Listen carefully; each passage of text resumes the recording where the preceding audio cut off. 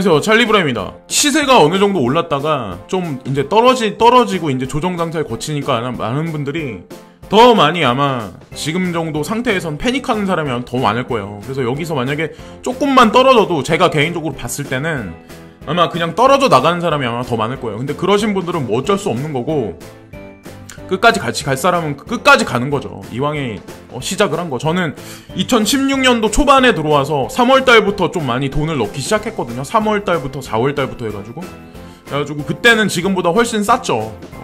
근데 그거를 제가 자랑하려고 말씀드리는 게 아니라, 저는 이 유튜브를 지금 하는 이유가, 제가 이제 아침마다 보는 뭐 트윗을 보거나 아니면 뭐 그레이스케일 자산운용사 뭐 변동사항 뭐 아니면 전세계 각국 뉴스를 보면서, 그래도 제가 봤을 때 그래도 이런 거는 서머리에서 그냥 한번 기억에 남아뒀으면 좋겠다. 그리고 광고비도 벌고 일석이조잖아요. 그리고 저만 유튜브 하는 게 아니라 시청해 주시는 분들 같은 경우도 내가 만약에 이런 거 하고 싶은 생각이 있다고 그런 성향이 조금이라도 계신 분들 같은 경우는 그냥 시간 보내시기보다 저는 이런 거 하는 거를 추천드리거든요, 오히려. 그래서 같이 동참해서 암호화폐 일변에서 같이 한번 활동 한번 해보는 게 어떨까. 그래서 호기심만 갖지 마시고 한번 해보시라고 이제 추천드리고, 본격적으로 이제 방송에 들어가서 이제 말씀을 드리면, 지금 변동성 장세가 워낙에 없다 보니까 지금 많은 분들이 아마 좌절하실 거예요. 제가 이제 좀 전에도 말씀드렸다시피 떠날 사람도 분명히 있을 거고, 근데 생태계는 분명 커가는 건 맞거든요. 그리고 벡트거래소 런칭에 관해서 며칠 안 남았다는 걸 아마 아실 거예요. 그래서 많은 사람들이 그런 얘기를 지금 하고 있거든요. 벡트거래소가 런칭을 하면 그거에 따라서 비트코인이 많이 급상승을 할 거다라고 말하는 사람들도 있는데, 그걸 어떻게 알겠어요? 그때 당일날 떨어질지 아니면 만약에 올라갈지. 근데 만약에 올라간다면 저는 지금 이더리움이 어느 정도 하락 추세를 반전해서 어느 정도 상승 추세에서 살짝 조정이 있어서 사이드웨이 횡보를 하고 있기 때문에 이더가 죽지 않는 한 나머지 알트코인들도 살아날 희망이 있다고 생각을 하거든요. 그래서 비트코인하고 알트코인들이 동조화돼가지고 커플링 강세 쪽으로 가지 않을까라고 개인적으로 이제 희망을 갖고 있는데, 어쨌건 중요한 건 23일날 지켜봐야 된다고 저는 생각을 해요. 무조건 뭐 100% 오른다라고 이제 생각하기보다, 그리고 이거는 보리스 존슨인데 제가 이 사람을 요즘에 되게 많이 눈여겨보고 있거든요. 그리고 트윗도 되게 많이 올려. 트럼프 대통령만큼 많이 올리는 건 아닌데, 근데 우리가 암호화폐 투자하면서 정치 경제 상황하고 사실 엮어서 봐야 되거든요. 그러니까 이거 정치 경제 상황하고 상관없다고 말하는 사람도 있어. 근데 그거는 좀 약간 어린 사람들이고, 이게 왜 상관이 있냐면, 보면은 지금 보리스 존슨이 노딜 브렉시트를 어떻게 하냐에 따라서 많은 정치 경제적인 어떤 그런 상황이 유로라는 어떤 그 이익 집단하고 엮여서 그것도 분명히 추세가 정해질 거고, 거기에 그리고 또 다른 거는 이제 트럼프 대통령이 파병을 하기 시작했죠. 중동 분쟁에다가 예멘 반군부터 해가지고 뭐 이란에서 뭐 피격용 드론을 뭐 해가지고 사우디아라비아 아람코 정유시설을 파괴해가지고 뭐 거기에 문제가 불거져서 뭐 원유 가격이 어떻게 되고, 그거를 이제 트리거로 삼아서 의도적으로, 저는 명분 삼아서 의도적으로 거기다 파병을 했다고 생각하거든요. 그래서 중동 분쟁도 하반기 들어서 그게 트리거로 작용하고, 또 하나 이제 덧붙여서 노딜 블랙시트라는, 이게 어떻게 될지 모르겠지만 보리스 존슨 같은 경우는 10월 31일 날 이제 강행을 해서 노딜 블랙시트를 강행할 거다, 이런 얘기를 하거든요. 만약이라는 것도 없고 그러나라는 것도 없다. 그냥 자기는 이거를 그냥 밀어붙이겠다는 얘기를 해요. 그래서 어쨌든 가장 중요한 건 10월 달 중순 정도 되면은 이제 영국 여왕이 이거에 관해서 이제 뭐라고 얘기를 할 거거든요, 분명히 그 중간에. 그래서 그거에 발맞춰서 이제 하반기에 10월달 말에 분명히 결정이 될 텐데, 만약에 이게 노딜 블랙시트가 됐든 중동 분쟁이 발발을 하든, 이게 복합적으로 만약에 발발을 하면, 실질적으로 만약에 발생을 한다면, 저는 암호화폐한테, 비트코인이나 알트코인들한테 나쁘지 않을 거라고 생각을 하거든요.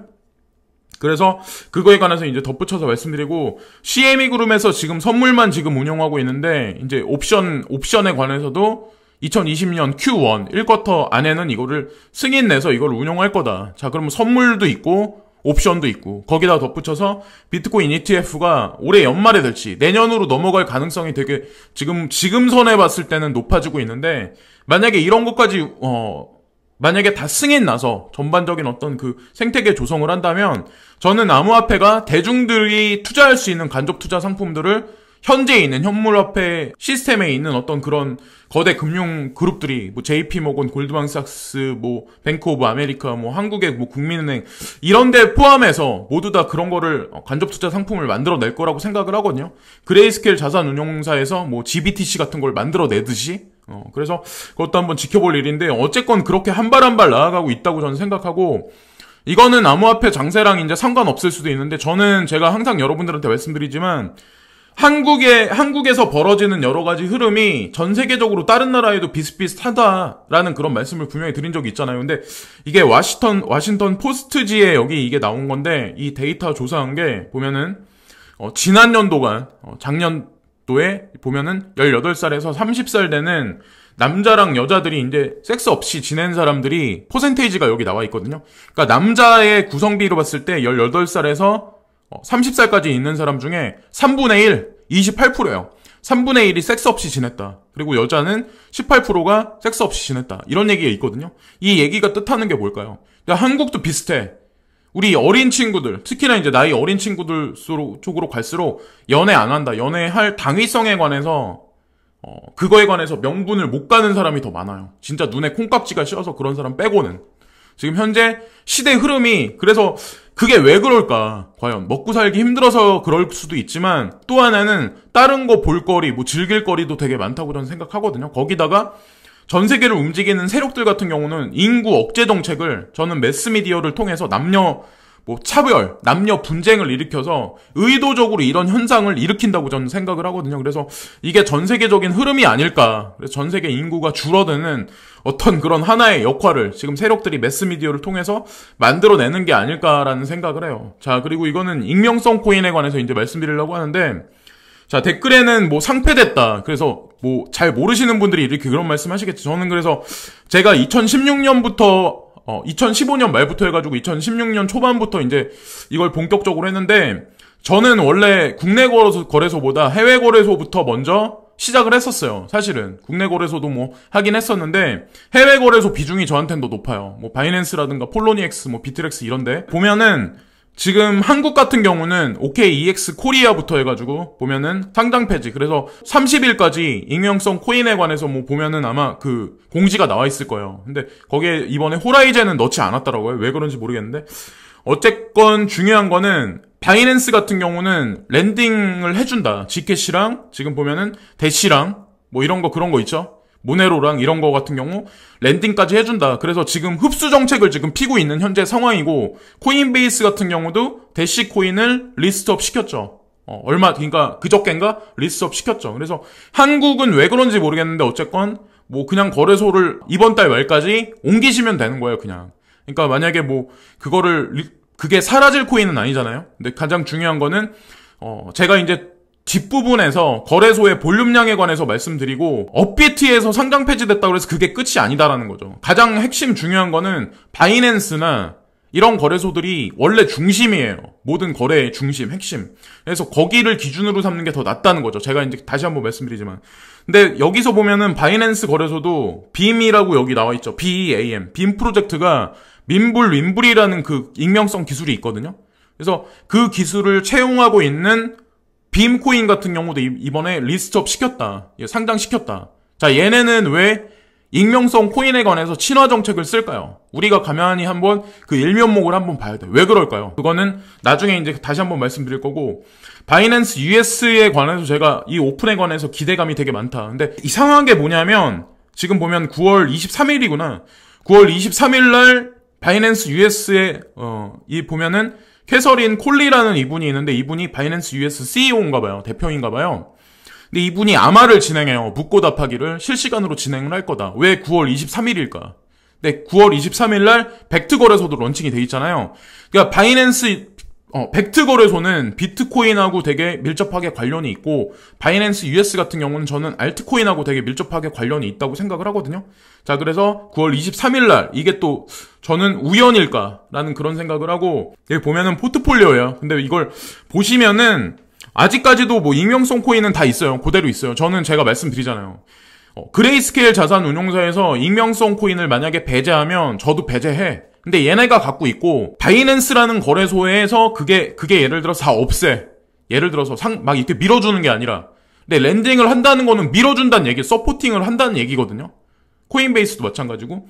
저는 거기를 오히려 더 기준 삼아. 업비트만 보는 사람은 이거 상장 폐지하니까 이거 망하겠다. 근데 그렇게 만약에 판단해서 만약에 이 코인 끝났다고 판단하는 사람은 그냥 팔고 딴 코인 사는 게 낫죠. 왜냐면 만약에 내가 생각하기 골치 아파. 그런 사람은 그냥 단순하게 그냥 하면 돼요. 그냥 비트코인만 하시고 리플만 하시고 이러시는 게 낫지 않을까라는 생각을 하거든요, 저는. 보면은 제가 이제 하반기 들어서 좀 약간 눈여겨 많이 봐야 하는 게 뭐냐면 이제 이더리움하고 이더리움 클래식 있죠. 이게 동조화돼서 움직일 가능성이 되게 올해 하반기부터 내년에는 되게 농후하다고 저는 생각하거든요. 그래서 이더리움을 가지고 계신 분들 같은 경우는 좀 하반기 가서 많이 기대치를 좀 높게 많이 잡으셔야 되지 않을까라는 생각을 해요. 내년 상반기까지 그렇게 생각을 하고 이더리움 클래식도 마찬가지고 스텔라 루멘이 XRP보다 상승률이 되게 많았었죠. 떨어진 것도 물론 많았지만 근데 가장 중요한 건 XRP를 투자하는 사람은 스텔라 루멘을 투자하고 스텔라 루멘을 가지고 계신 분들 같은 경우는 XRP를 투자하는 게 저는 낫다고 생각하거든요. 그래서 어쨌건 이게 두 개가 뭐 동질적으로 움직이는 건 아니고 각기 이제 서포팅하는 어떤 그 그룹이 그리고 움직이는 영역 다이어그램이 분명히 틀리긴 하지만 어쨌건 이것도 쌍으로 한번 이렇게 보셔야 되고 그래서 한번 말씀드리고 이건 바이낸스 US인데 레퍼럴부터 해가지고 15달러를 주는 레퍼럴부터 해가지고 뭐 추천한 사람 15달러 주고 그리고 추천 받은 사람도 15달러 준다. 그래서 뭐 지금 마케팅을 대대적으로 하고 있는데 이것도 또한 되게 중요한 마케팅이죠. 바이낸스 US한테. 근데 11월 1일까지 이게 오픈을 언제 할지 모르겠지만 11월 1일까지 트레이딩 비를 안 받겠다. 제로로 받겠다. 이런 얘기를 하거든요. 그러니까 언제 오픈할지 몰라요. 근데 오픈하면 어쨌든 지금 시장보단 낫지 않을까라는 생각을 하거든요. 자, 그래서 제가 그런 말을 바이낸스에 관해서 바이낸스가 기준이다. 왜 그런 얘기를 자꾸 하냐면, 업비트만 만약에 보는 사람들 같은 경우는 제가 웃어서 죄송한데, 업비트만 보는 사람은 이 전체적인 생태계의 어떤 그런 거를 잘 모르는 사람이 더 많을 확률이 되게 높거든요. 그게 유튜버가 됐건 뭐가 됐건. 자, 보면은 바이낸스가 왜 그러냐면, 바이낸스가 볼륨량이 가장 높아요. 전 세계에서. 얘네가 910밀리언이야. 근데 보면은, 코인베이스도 보면은, 162밀리언이고 업비트는 132예요. 그러니까 거의 10분의 1? 8분의 1 정도밖에 안 돼요. 그러니까 제가 말씀드리는 거야.